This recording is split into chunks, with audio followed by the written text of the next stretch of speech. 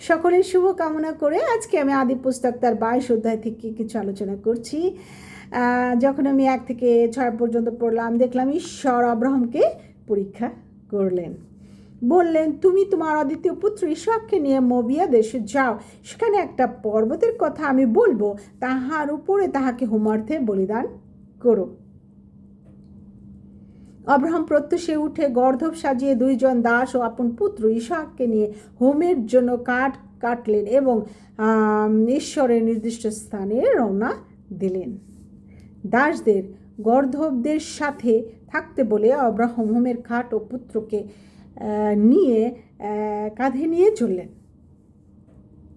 7 থেকে 13 পদে পুত্র ইসহাক জিজ্ঞেস করলেন, পিতো, অগ্নি ও কাঠ দেখছি, কিন্তু হোমের জন্য মেষশাবক কোথায়?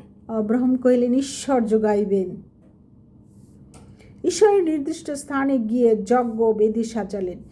আব্রাহাম নিজ পুত্রের হাত বেঁধে কাঠের উপর রাখলেন এবং হাত বিস্তার করে পুত্রকে বধ করার জন্য খড়গ ধরলেন। এমন সময় আকাশ হইতে স্বর্গদূত কহিলেন, আব্রাহাম, আব্রাহাম, পুত্রের প্রতি হস্ত বিস্তার করিও না। আমি বুঝেছি তুমি ঈশ্বরকে ভয় করো, তাই অদ্বিতীয় পুত্রকে দিতেও ভয় পাও নাই। আব্রাহাম চক্ষু তুলিয়া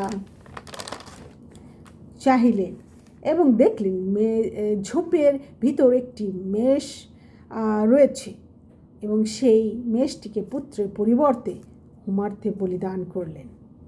যখন 14 থেকে 19 পদ পর্যন্ত পড়লাম, দেখলাম আব্রাহাম সেই স্থানের নাম জিহোবা জিরি রাখিলেন। আর সদাপ্রভুর দূত কহিলেন, তুমি তোমার অদ্বিতীয় পুত্রকে দিতে অস্বীকার করো নাই, তাই সদাপ্রভু তোমাকে আশীর্বাদ করিলেন। আকাশের তারার ন্যায় ও সমুদ্রের বালুকার ন্যায় তোমার বংশ বৃদ্ধি করিবেন, তোমার বংশে পৃথিবীর সমস্ত জাতি আশীর্বাদ প্রাপ্ত হইবে। পরে আব্রাহাম তার দাসদের নিয়ে বেরশোবাতে গেলেন এবং 20 থেকে 24 পদে মিলকা, রেবিকা ও রুমার কথা লেখা আছে।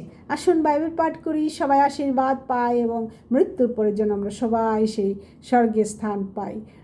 ধন্যবাদ জানাই সবাইকে। Emmanuel, God bless you, good by.